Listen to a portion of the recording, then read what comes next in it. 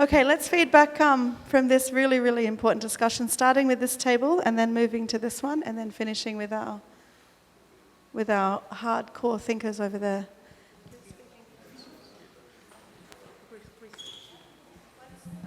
Once you read out each one, please give it to me and I'm going to map it up on the board. Right, our group discussed on physical education and activities, tourism, health, and physical education.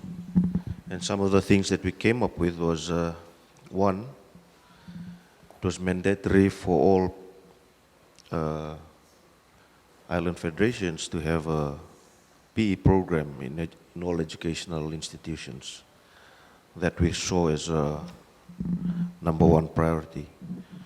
Also to have a monitoring system with the Ministry of Education, where we have physical education programs across the board, primary, secondary, right through to tertiary institutions. Third, national and regional sports and PE associations. So the formation of national, regional sports PE associations. And maybe we can interact and change and bounce off ideas to and fro and compare with other island federations. Also to improve sports facilities and infrastructure. I think that is one of the major concerns, given that we don't have enough funding and finances. I think this is also a drawback, and how, where, and when to get funding is quite a struggle for us here at the Pacific Islander countries. And then we had create a policy where we said playground space, especially for new schools, was mandatory before we maybe a license or establishment for new school. So playground and space was mandatory for PE lessons and sports. Also responsive curriculum, where we could review if there was a curriculum already in place, or revamp if there wasn't, and also for it to be culturally responsive PE programs to contextualize things according to different island federations. Also construction of recreational parks and playgrounds. So that about sums up what we talked about. Could you please put the last one on a green post-it? The one on the construction of recreational parks? Is it written on a green thing? Yeah? And I'll just put those up on the board. Okay. Any questions, comments, or reflections for this group? There's a really, really strong set of actions there linked at enhancing and strengthening physical education at the regional level using this shared platform of regional action. This is really, really exciting. And it links yesterday to the conversation we were having about infrastructure and facilities. And I think there was a comment made that that's something that's a prerequisite that sits underneath. That's come out very clearly right here. So moving over to the same group and an extension of the thinking. Yes, so there were a few points that we wrote down. We're talking about how currently we can take organizational information from the primary and secondary athletic events that are already happening, where we have coaching and athletic rosters. We know how long people are spending training, how long they're spending on the practices, how long they're spending on matches, and it's already collected for the immediate organizational use, but we're not then integrating it into research inquiries at an institutional level after the fact. How do we take that and look at the trends that are emerging around certain sports, around performance, and that's where the research partnership with the sporting sector can be strengthened pretty much immediately if we put those mechanisms in place. We were talking about state and development agencies, how they can finance sports-centered business development and entrepreneurship, building on existing platforms. We were talking about the Young Entrepreneurship Scheme here in Fiji. There are similar mechanisms around the region, working with both development banks, government budgets, and development agencies. That can be done quickly as well. And like Jackie just mentioned, this is all, we're talking about the phase one, the ability to build up capacity and institutional structures to then support the next two phases. We're talking about broadening the postgraduate, master's, and PhD pool through strengthening training at the primary, secondary, and undergraduate level. Jackie mentioned there's an upcoming massive online curriculum being put together, for primary training level to get them acquainted with physical education curriculum, and that's happening next year. So that's already in the pipeline, which is good. But it ties to then we were talking about identifying the talent, the change makers, who is we were talking about trends before, but who's moving in a positive direction and realizing their potential in various sports and making national level changes. How do we identify that at the start and track with it throughout that process? So those are the 4 post-it notes. Awesome. Yeah, Can I take this people identifying the talent and stick it on top of people and capability? To tie all that together?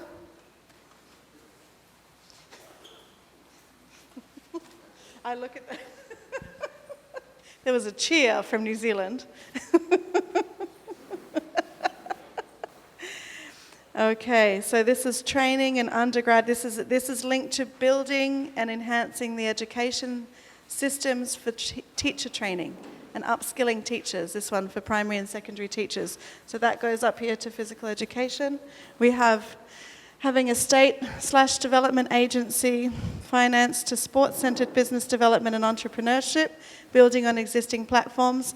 Because of the words in here, business development and entrepreneurship, and linking that with sports, can we put this on top of people and capabilities? Yep. Set. And the third one here is taking organizational information for primary and secondary athletics events. Awesome. And can I link this one to physical education? Because we're then talking about taking the data from this and merging it into our system.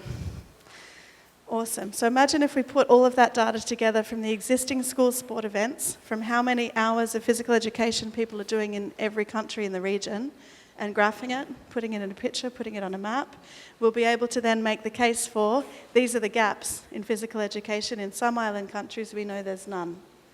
And in some countries, there's a lot, and we need to capture it and tell that story. So nice effort from those first 2 tables. Let's move over to the powerhouse of table 3.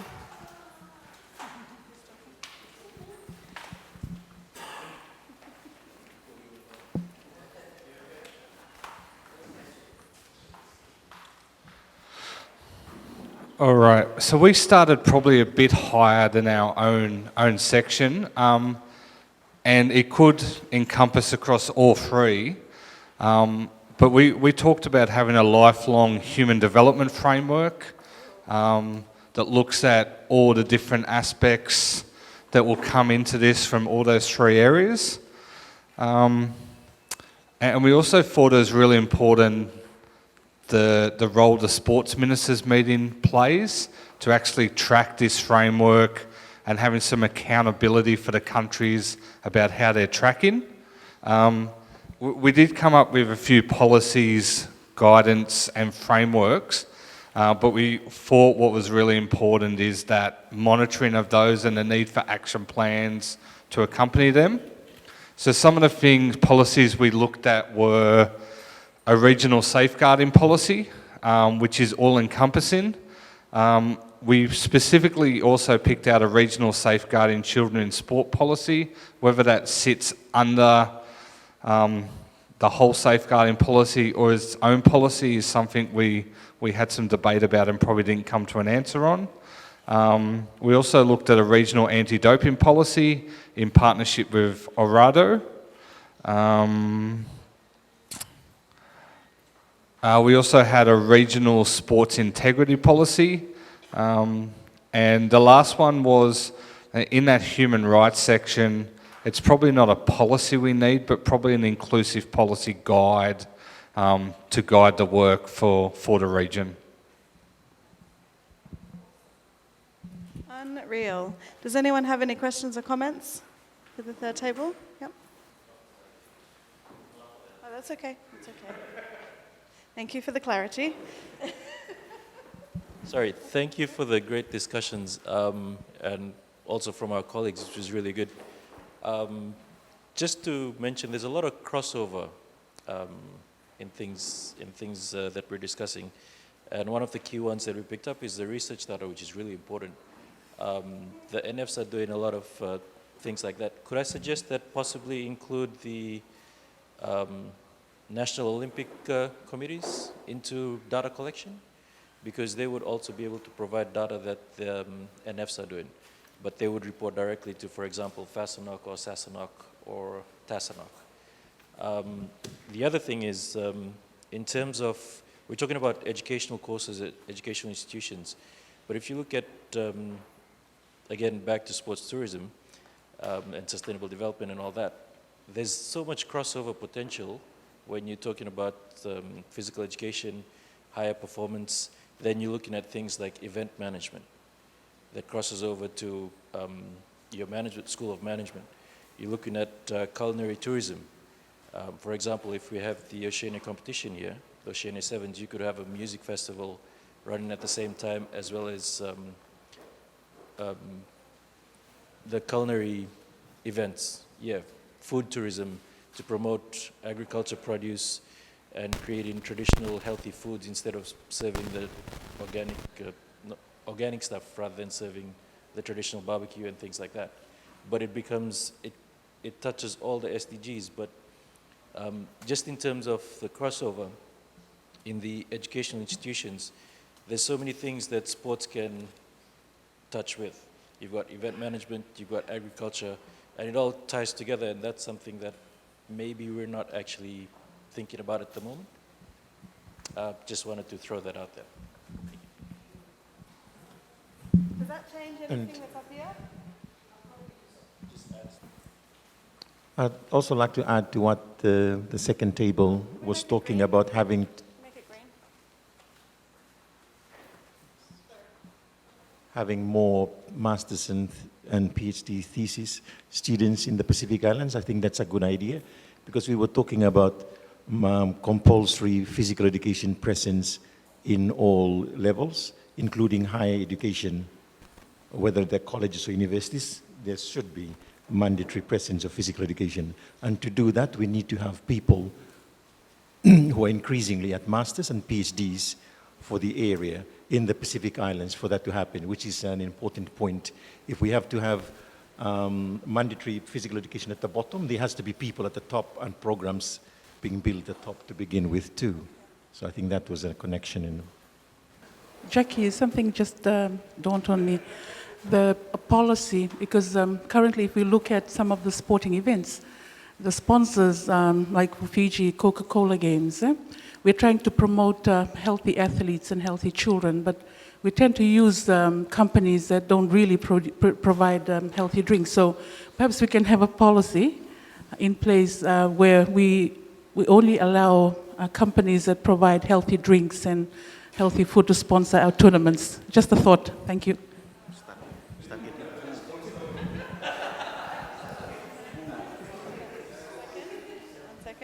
Yeah, on that point, that's awesome. Can we write that one down?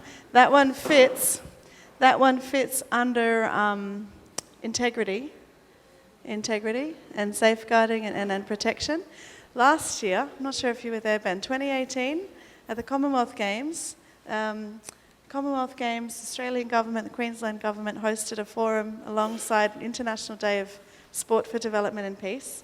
There was a panel, they had a debate, and someone from Malaysia put up their hand and they asked to the head of the Australian Sports Commission, I'm really confused. I see in Australia KFCs and the beer companies are sponsoring all these high-level sport events. In Malaysia, we would never allow this. How is it possible? And the Australian government was put on the spot there with that question that how is it okay, because the value that sits underneath that doesn't match the value of promoting lifelong health and well-being. So really, really good point that has implications for policy. Did we write that one down? Sorry, I interrupted. I was going to say that let's not forget the disabilities as well, because there's adaptive physical educators that specialize in inclusive and disabilities, and especially those that are having difficulties in issues around their health and well-being. So.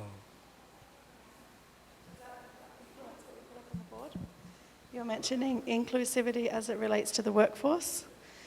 You're saying that the people that are skilled to be delivering the physical activity and physical education, for us to be able to deliver on quality and inclusive physical education over here, the people over here need the training and the skill to be able to do that. Does that capture that point well? Okay. Anushka, do you mind fixing the things that are falling down over here? Sorry. Okay, so that's pretty phenomenal. I am so impressed with the depth and the complexity that's been tabled today. There's a lot of competing priorities here. There's a lot of sectors that we're bringing to the table, but you can see through this process the ideas are coming together in a way that we can manage, we can communicate, and that we can select a set of targeted actions from. This is really, really powerful. I suggest that we take a break now for our morning tea, and then we'll come back for another session. We're going to be building on this discussion and looking next at we've got 2 more things to cover today around advocacy and communication. And now that we've got these up on the board, we can start to look more and interrogate how we deal with the different stakeholders involved at the regional level. But we needed these activities first to guide who we're advocating to, how we're going to do that, and who needs to be involved. So this has been a really, really really valuable and powerful session.